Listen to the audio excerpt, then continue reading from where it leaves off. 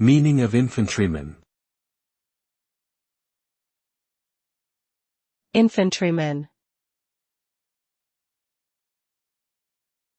Infantryman. Infantryman. Infantryman.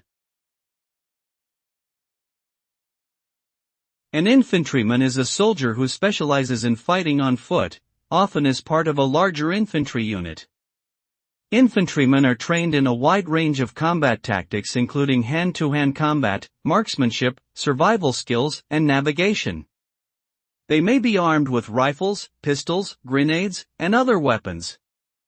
Infantrymen are often called upon to engage in frontline combat operations, patrol dangerous areas, and defend positions against enemy attacks.